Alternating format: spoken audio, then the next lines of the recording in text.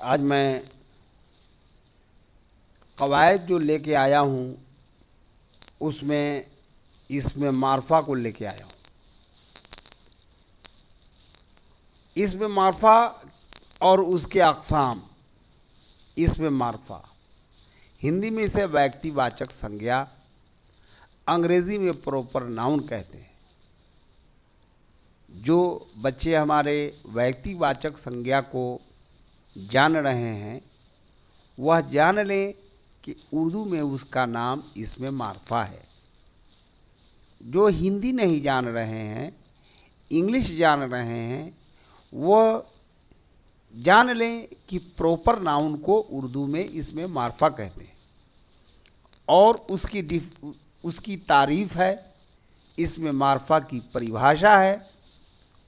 इसमें मारफा वह इसमें जामिद है जो किसी ख़ास आदमी या चीज़ या जगह को बताए, जैसे अहमद, पटना, गंगा। ख़ास आदमी, ख़ास चीज़, ख़ास जगह।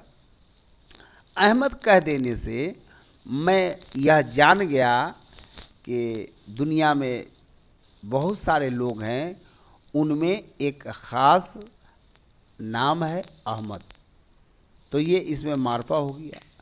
उसी तरीके से कह रहा है ख़ास जगह, तो पटना हो जाने से मैं यह जान गया कि पटना ख़ास है।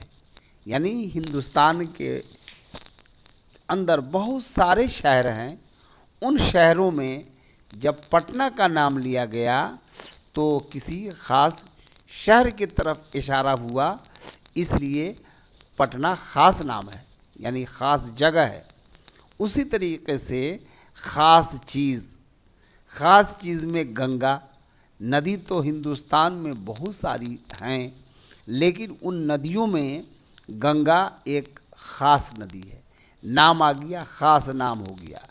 तो जो ख़ास नाम को बताए, जिससे ख़ास नाम ज़ाहिर हो, जिससे किसी ख़ास नाम का पता चले, ऐसे इस्म को इसमें मारफा कहते हैं।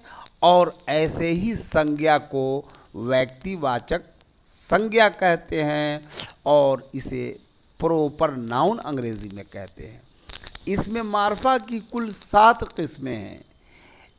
पहला है अलम, दूसरा ज़मीर, तीसरा इशारा, चौथा मौसूल, पांचवा मुज़ाफ, छठा माहूद, सातवां मुनादा। अब इन सातों के अलग अलग तारीफ़ है, आप इन तारीफ़ को समाप्त कीजिए। अब जान लीजिए कि आप यह पढ़ लिया कि इस्म नाम को कहते हैं, इस्म मारफा ख़ास नाम को कहते हैं।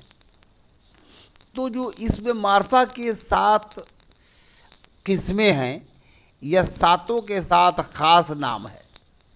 यह सातों के साथ क्या है? ख़ास है, आम नहीं है। तो उसमें देखिए अलम, वह इसमें मारफा है जो लोगों ने या माँ बाप ने किसी शख्स के लिए मुकर्रर किया हो।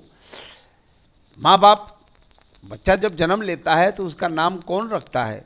माँ रखती है, या उसके वालिद बाप रखते हैं, या उनके घर के या ख़ानदान रिश्तेदार के कोई लोग उसका नाम रख देते हैं, है ना। तो वह नाम जो रख दिया गया उस नाम को अलम कहेंगे।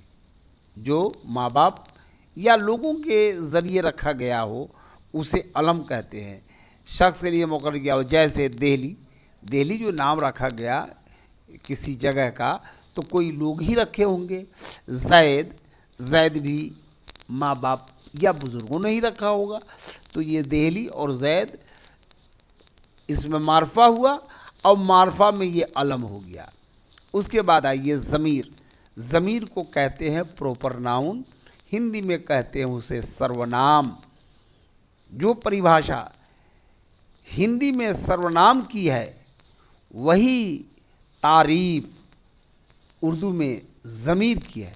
ज़मीर वह इसमें मारफा है जो किसी इस्म के बदले में आए। इस्म माने नाम, वह इसमें मारफा है जो किसी इसम के बदले में आए, जैसे वह सब, तू, तुम्हारा, तुम सब, मैं, मेरा, आप, अपना। उसके बाद में है, जैसे हम कहते हैं ना, अहमद आया, अहमद पढ़ा, अहमद बैठा, अहमद चला गया। बार बार जब किसी नाम को जुमला में जब लिया जाता है तो उस मजमून या उस तहरीर की खूबसूरती पर आंच आ जाती है, उसकी खूबसूरती में कमी आ जाती है। तो अहले ज़बान ने बार बार नाम के इस्तेमाल से बचने के लिए ज़मीर का इस्तेमाल किया। अहमद आया और वो चला गया, वो नहीं बैठा, वो बहुत दिनों के बाद आया था, वो अब नहीं आएगा। तो वह जो इस्तेमाल किया गया किसके लिए? अहमद के लिए। किसके बदले में? अहमद के बदले में। यही बदले में असल नाम न लेकर के जो लफ्ज़ को इस्तेमाल करते हैं उसे ही क्या कहते हैं? ज़मीर कहते हैं, और यही ज़मीर है। अब है इसमें इशारा। इसमें इशारा तो बहुत छोटा सा लफ्ज़ है जो लगभग हर आदमी इसको जानते हैं, पढ़े लिखे भी लोग जानते हैं, अनपढ़ भी लोग जानते हैं, देहाती शहरी सब लोग जानते हैं कि इसमें इशारा, इसमें नाम को कहते हैं, इशारा को जानते हैं। तो इसकी तारीफ को देखते हैं। वह इसमें मारफा है जिसके ज़रिए किसी शख्स, किसी चीज़, किसी जगह की तरफ इशारा किया जाए, जैसे यह, वह, यह सब, वह सब, उन, उसका, वगैरह। तो ये हो गया, आपको कहते हैं इसमें इशारा, जिसके ज़रिए, यानी यह, वह, उनके ज़रिए हाथ उसकी तरफ करके हम इशारा करते हैं। नज़दीक है तो यह कहते हैं, दूर है तो वह कहते हैं, लेकिन इशारे उसकी तरफ करते हैं इसी नाम के ज़रिए, इसी लफ्ज़ के ज़रिए। तो ऐसे वह, यह, इन, वह सब, ऐसे लफ्ज़ों को इसमें इशारा कहते हैं। उसके बाद इसमें मौसूल। वह इसमें मारफा है जो एक वस्फ़ी जुमला के बग़ैर अपना माना न दे, जैसे जो शख्स, जिस शख्स। जैसे इसको जुमला में कहा, जैसे देखिए जुमला में जो यहाँ आया था, ये एक जुमला हो गया जिसमें जो लफ्ज़ है जो इसमें मौसूल है लेकिन क्लियर नहीं हो रहा है। जो यहाँ आया था वह चोर निकला। अब दूसरा जुमला जब कह देते हैं वस्फ़ी जुमला, है ना, तो बात ज़ाहिर हो जाती है, क्लियर समझ में आ जाती है। जिसने मुझको मारा वह डॉक्टर था। बाद वाला जुमला से पहले वाले जुमले का क्लियरेशन हो गया, सफाई उसकी हो गई, समझ में बात आ गई। तो आप याद रखेंगे जो और जिस, ये दो लफ्ज़ जो हैं इसे मौसूल कहते हैं, है ना। अब देखिए आगे, मुज़ाफ़। मुज़ाफ़ वो इसमें मारफा है जिसका लगाव किसी दूसरे इस्म की तरफ हो, जैसे अहमद का घर, महमूद का कलम। इस मिसाल में घर और कलम का लगाव अहमद और महमूद की तरफ है। जिसकी तरफ लगाव, में लगाव को उर्दू में निस्बत कहते हैं। जिसकी तरफ लगाव होता है उसको मुज़ाफ़ इलैह कहते हैं। जैसे अहमद का घर, अहमद मुज़ाफ़ इलैह, और का जो है हर्फ इज़ाफ़त, और घर मुज़ाफ़ हुआ। उर्दू में मुज़ाफ़ इलैह पहले रहता है और फ़ारसी में बाद में रहता है। तो उर्दू में मुज़ाफ़ इलैह पहले और मुज़ाफ़ बाद में रहता है। इसको खूब ज़हन नशी कर लीजिए कि मुज़ाफ़ इलैह पहले रहता है। उसके बाद अब देखिए माहूद।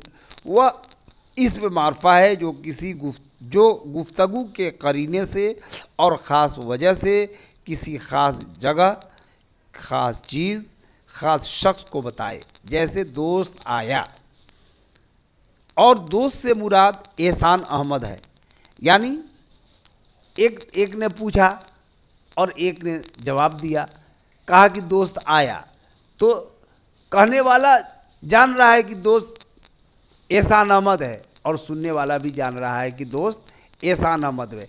यानी दोनों के जहन में यह बात है कि एक ख़ास नाम है, उसी के नाम के लिए है ना ये दोस्त का लफ्ज़ आया, जिससे दोस्ती है।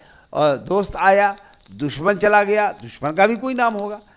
तो ये जहन में महफूज रहता है, सुनने और कहने वाले दोनों के जहन में।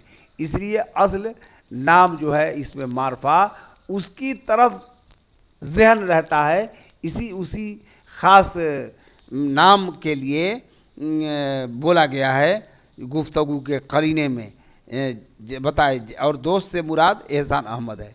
उसी तरह मुनादा, मुनादा है, मुनादा वो इसमें मारफा है जिसको पुकारा जाए। जैसे ए जैद, जैद को पुकारा जा रहा है लेकिन एक लफ्ज़ लाया रहा ए, तो ए हरफ नदा है और जैद मुनादा है। याद रखिएगा कि ए दो लफ्ज़ है। ए क्या है? तो ए हरफ नदा है और जैद जो मुनादा है। तो इन्हीं बातों के साथ मैं फिर आज रुखसत हो रहा हूँ और फिर आपसे दोबारा मुलाकात होगी। जो इसमें मारफा की तफसील यहाँ से मैं बताऊँगा, अलम के ज़मीर, इशारा, मौसूल, मुज़ाफ, सबकी तफसील में बताऊँगा किसके कितने अक़साम हैं। आप ज़रा इसको ज़हन नशी करने की कोशिश कीजिएगा। अगर हमारे बच्चे, अगर आप इसको याद कर लेते हैं तो ये बहुत बड़ी बात होगी, है ना। और ये हमेशा के लिए आपको काम आएगा। क़वायद को पढ़ना चाहिए, क़वायद को जानना चाहिए। क़वायद के जानने से आपका लिटरेचर, आपका अदब मज़बूत होगा। फिर